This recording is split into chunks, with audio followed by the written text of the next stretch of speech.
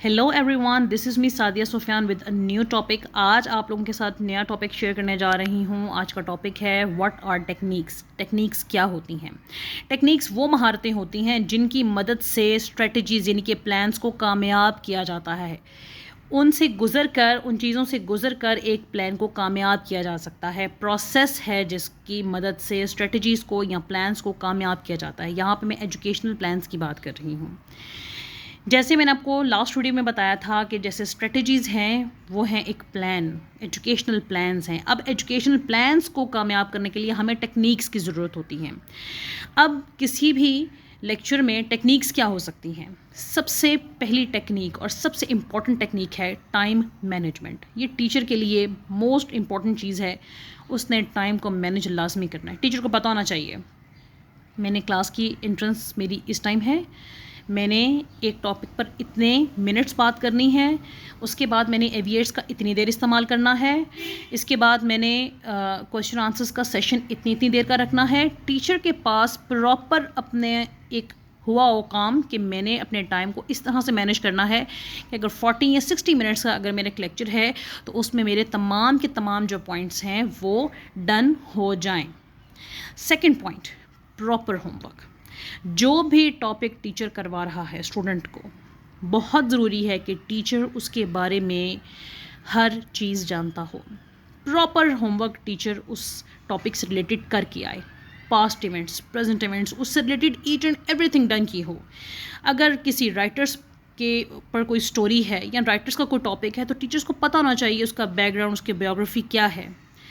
किसी भी educational topic को अगर टीचर पढ़ा रहा है तो टीचर को पता होना चाहिए कि ये कैसे हुआ, ये काम कब कब कहाँ कहाँ किया गया, एजुकेशनल प्लानिंग कैसी है उस काम के लिए. कोई भी अगर एजुकेशनल टॉपिक है, जैसे फॉर्मल एजुकेशन अगर एक टॉपिक लेते हैं तो टीचर के पास प्रॉपर होमवर्क हो फॉर्मल एजुकेशन से रिलेटेड कि मैंने क्या क्या एग्जांपल्स कोट करनी है, मैंने किस किस राइटर को कोट करना है, मैंने कौन कौन सी डेफिनेशंस करवानी है स्टूडेंट्स को, मैंने क्या क्या काम स्टूडेंट्स से करवाना है कि प्रॉपर उनको समझ आ जाए कि मैंने उनको टॉपिक कितना करवाना है, उससे रिलेटेड क्या इन्फॉर्मेशन देनी है. ये प्रॉपर होमवर्क टीचर के पास मौजूद हो. और बहुत अच्छा कि अगर टीचर उसको प्रॉपर रिटन वर्क में इसको साथ ले जाए, लिख कर एग्जाम्पल्स जैसे लिख जाता है टीचर, लिख साथ में डेफिनेशंस लिख कर ले जाए कि मैंने ये चीज़ें करवानी हैं, मैंने ये वाला इवेंट बच्चों के साथ शेयर करना है किसी भी टॉपिक से रिलेटेड, मैंने ये वाला एविएड यूज़ करना है, इस टाइम पर ये एविएड यूज़ करना है, मैंने ये क्वेश्चन करना है, मैंने ये आंसर देना है, मुझसे ये क्वेश्चन एक्सपेक्ट किए जा सकते हैं, या स्टूडेंट कोई भी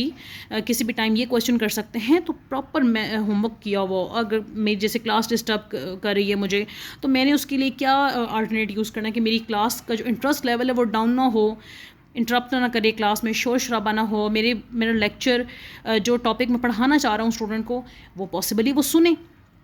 तो प्रॉपर टीचर का होमवर्क जो है वो अपने लेक्चर से रिलेटेड हुआ हो, each and everything done. Third point is very important, presence of एविएट.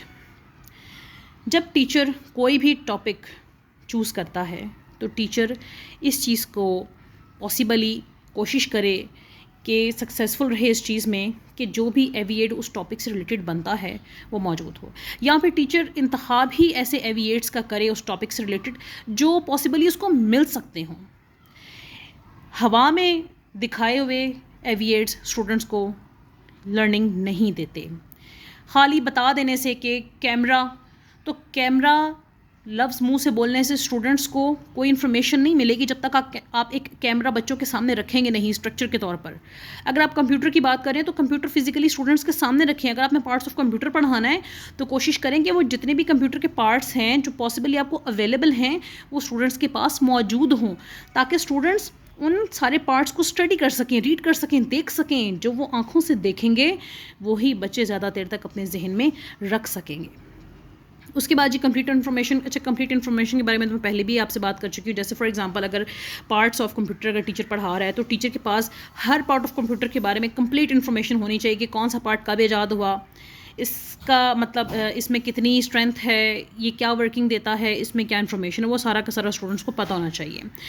Fifth point is कि ग्रिप ऑन कंटेंट. ये टीचर्स के लिए बहुत ज़रूरी है कि टीचर के पास कंटेंट की ग्रिप हो. यानी कि ग्रिप से मुराद ये है कि अगर اسٹوڈنٹ کوئی بھی ٹیچر سے پاسبلی کوئی کویشچن کرتا ہے تو ٹیچر کے پاس اتنی گرپ ہونی چاہیے یا اتنی ہسٹری اس ٹاپک سے ریلیٹڈ موجود ہونی چاہیے کہ اگر اسٹوڈنٹ کوئی بھی کویشچن کر لیتا ہے ٹائپ آف کویشچن تو اسٹوڈنٹ ٹیچر کے پاس ساری کی ساری انفارمیشن موجود ہو اور اسٹوڈنٹ کو شرمندگی کا سامنا نہ کرنا پڑے.